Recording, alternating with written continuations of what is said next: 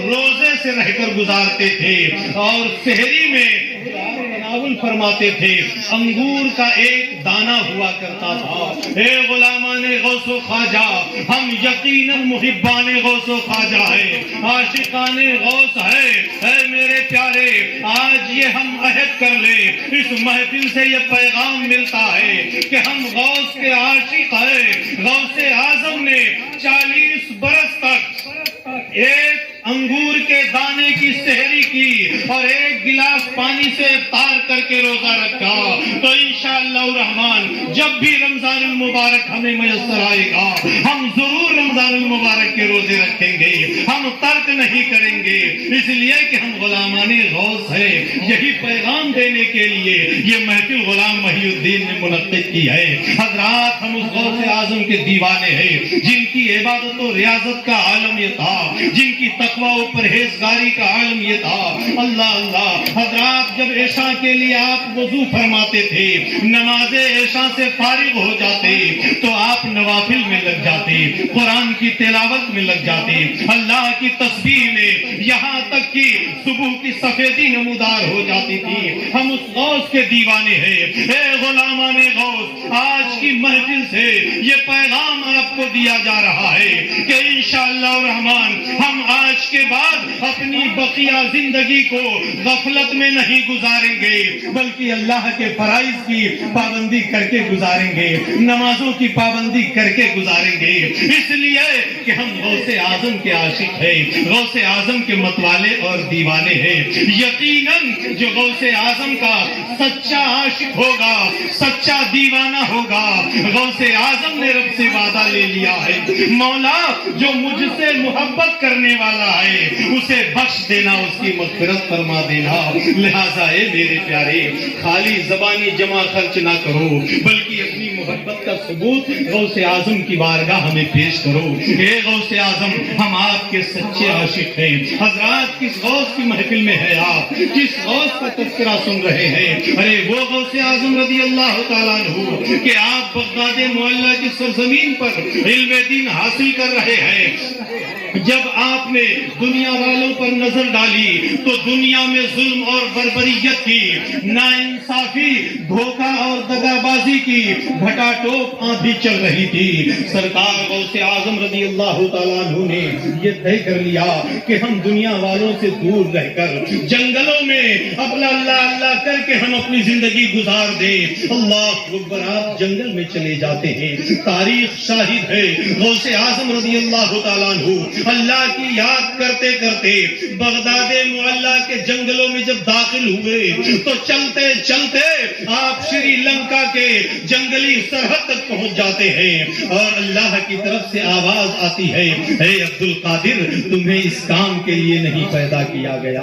اے میرے پیارے، وہ غوث اعظم کی محفل میں آپ بیٹھے ہیں، اس غوث کے متوالے اور دیوانے ہیں کہ جو جنگلوں کا سفر آپ کا رہا، اللہ اکبر، آپ بھوک و پیاس کو برداشت کرتے رہے، آپ اپنے کھانے پینے کا خیال نہیں کرتے تھے، بلکہ عبادت الہی میں، اللہ اللہ میں اپنے آپ کو محو کر دیتے تھے.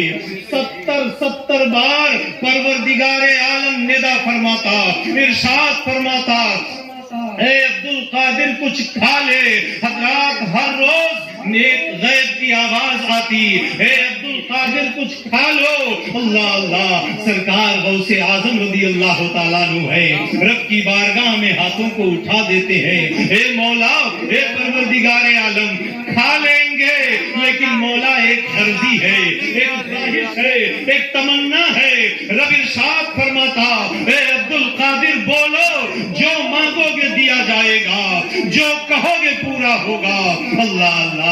اللہ اکبر. وہ غوث اعظم جو ہم جیسے گنہگاروں سے کس قدر پیار فرماتے ہیں، وہ رب غوث اعظم سے کتنی محبت کرتا ہے کہ ان کو کھلانے کے لیے، ان کو پلانے کے لیے پروردگار عالم ہر روز 70 بار پکارتا تھا. تو غوث اعظم کیا فرماتے تھے؟ مولا ایک آرزو ہے، ایک تمنا ہے، ایک دعا ہے. رب ارشاد فرماتا، بولو عبد القادر، جو مانگو گے عطا کیا جائے گا. غوث اعظم عرض کرتے، اے مولا، جتنے لوگ مجھ سے محبت کرنے والے ہو سب کو بخش دے، سب کی مغفرت فرما دے۔ اللہ اکبر، وہ غوث اعظم کی محفل ہے، لہٰذا اے میرے پیارے اگر آپ آئے ہیں تو آپ کچھ لے کر جائیں، علماء کرام کے بیانات کو سماعت فرمائیں، تو ایسا نہیں کہ اس کام سے سنے دوسرے کام سے نکال دیں، اپنے ذہن و فکر میں ایک ایک بات کو بٹھا لیں، انشاءاللہ الرحمن یہی بیٹھنا کل میدان محشر میں کام آ جائے گا۔ کس غوث کی محفل میں ہم اور آپ بیٹھے ہیں؟ اللہ اللہ، اس غوث کی محفل میں بیٹھے ہیں کہ جن کی صداقت نے، جن کی سچائی نے لٹے ہوئے قافلے کا مال واپس دلا دیا۔ کیا آپ نے واقعہ نہیں سنا کہ وہ قافلہ جب لوٹ لیا جاتا ہے، سارے ڈاکو اپنے اغوا کے پاس پہنچے اور اس سے کہتے ہیں کہ ایک بچہ ہے جو کہتا ہے میرے پاس بھی ہے لیکن کچھ دکھائی نہیں دیتا۔ ڈاکوؤں کے اغوا نے کہا تھا لاؤ اسے بھی میرے سامنے لے کر آؤ۔ اللہ اللہ، جب غوث اعظم رضی اللہ تعالیٰ عنہ کو اس کے سامنے پیش کیا گیا، سرکار غوث اعظم سے اس نے سوال کیا، اے بچے کیا تمہارے پاس بھی کچھ ہے؟ آپ نے فرمایا ہاں ہمارے پاس 40 سونے کے سکے ہیں۔ اللہ اللہ، حضرات محترم، آج ہمارا کا معاشرہ ایسا بگڑ چکا ہے، گناہوں کے دلدل میں ایسا پھنس چکا ہے کہ ہم جھوٹ، فریب اور مکاری میں ایک دم ڈوبے ہوئے ہیں۔ لیکن قربان جاؤ اے غوث اعظم کے دیوانوں، غوث اعظم کی ایک صداقت نے، ایک سچائی نے کتنا بڑا انعام عطا کیا، آپ ملاحظہ فرمائیں۔ جب پوچھا آپ نے صاف بتایا تو اس نے کہا کہاں ہے دکھاؤ۔ آپ نے اپنی صدری کا سیون ادھیڑا تو 40 سکے سونے کے جب گرے تو اس کے پیروں تلے زمین کھسک جاتی ہے۔ سکوں کا گرنا تھا کہ ڈاکوؤں کے اغوا نے اپنا سر غوث اعظم کے قدموں میں گرا دیا اور کہتا ہے بیٹے اب مجھے اپنے ہاتھوں پر اپنا ہاتھ میرے ہاتھ میں دے کر مجھے یقین دلا دو، میں توبہ کرنا چاہتا ہوں۔ آپ کے ہاتھ پر اپنا ہاتھ رکھ کر کہ اللہ ہماری توبہ کو قبول فرما لے۔ وہ غوث اعظم رضی اللہ تعالیٰ عنہ کہ پورا قافلہ لوٹ لیا گیا لیکن آپ کی ایک سچائی نے پورے لٹے ہوئے قافلے کے مال کو واپس دلا دیا۔ لہذا ہے میرے پیارے، سچ کے دامن کو تھام لو، سچ بولو، جھوٹ سے، فریب سے، غیبت سے، مکاری سے، ان چیزوں سے پرہیز کرو، رزق حلال حاصل کرو، حرام سے باز آ جاؤ۔ یہ پیغام اس محفل پاک سے دیا جا رہا ہے۔ لہذا ہے میرے پیارے، ہمیں اور آپ کو چاہیے کہ ہم غوث اعظم کے دیوانے ہیں، غوث اعظم کے شیدائی ہیں، ہم اپنی زندگی میں غوث اعظم کے طریقے کو اپنا لیں۔ اسی میں فلاح، اسی میں بہبودی ہے، اسی لیے یہ محفلیں منعقد کی جاتی ہیں۔ اتنا سب کچھ خرچہ ہوا ہے، آپ آئے ہیں تو کچھ لے کر جائیں۔ واہ کیا مرتبہ اے غوث ہے بالا تیرا، اونچے اونچوں کے سروں سے ہے قدم اعلیٰ تیرا۔ ارے سر بھلا کیا کوئی جانے کہ ہے کیسا تیرا، اولیاء ملتے ہیں آنکھیں وہ ہے تلوار تیرا، اولیاء ملتے ہیں آنکھیں وہ ہے تلوار تیرا۔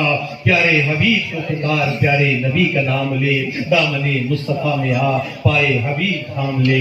استغفر اللہ ربی من کل ذنب و اتوب الیہ۔ السلام علیکم۔